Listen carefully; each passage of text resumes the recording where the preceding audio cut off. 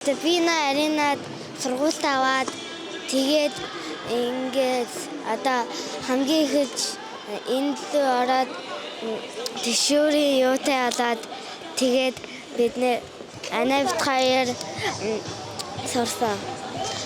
Би анх энд ирээд тэшүүрээр гулгахад унаад дандаа тэшүүртэй барьдаг юмтай явж исэн. Одоо болохоор юучгүй айхгүй явдаг болсон. Тэгээс энэ сургуультанд дахиж явна гэж бодож байна. Би мөсөн дээр гулгаж чадахгүй бүр нэг явах болгонд байнга ундаг байсан. Тэгээд анх надад энэ аялгаа гэж хөхөд хоёулаа хамт мөсөн дээр гулгая айгүй гой сургуультайгаа гэж надад танилцуулж исэн. Тэгэд би энд ирснээс хойш багшаараа сайн юм заалгаад ер нь багшийн ачтаа ер нь. Тэг бит хоёр ингээд сураад бүр ингээд бүр тасралтгүй ингээд сураад одоо бүр мэрэгжлийн болж магадгүй. Тэгэл одоо дахиад сургуультанд явна гэж бодож байгаа бит хоёр. Тэгээд анх бит хоёр ингээд энэ мөсөн гулгуурт яг ирэхэд амар гой санагдсан тий. Ингээд амар ямар гоё юм бэ ингээд ерөөсөө энд ингээд багшаар залгах юм ямар гоё юм бэ гэж та ингээд яваад Мөсөн дээр гарч үзэж байгаагүй. Нэг ч удаа үзэж байгаагүй. энд цусан юм уу?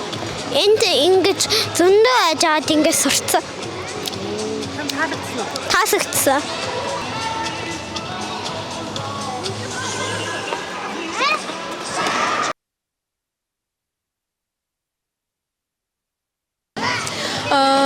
Энэ сургалтыг болохоор манай ээжлээд ер нь надад санал болгосон.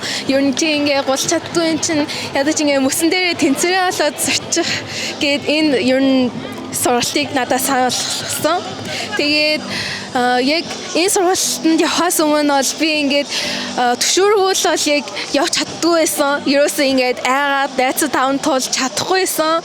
Тэгээд энэ сургалтанд явсны ачаар би ер нь төшөөргөө ер нь хаач гисэн ингээд гулгах сурахаар болсон. Тэгээд багш нартаа тэгээд хамт исэн найзуудаа баярлаа. Тэгээд ер нь миний аяартны мэддэг хүмүүстэй гिचлэх юм бол ер нь энэ сургалтанд яваарай. Тэгээд ер нь хаач гисэн одоо гадаадд явсан ч гэсэн мөсөн гулгуур дээр очиод танд маш хэрэг болно. Тэгээд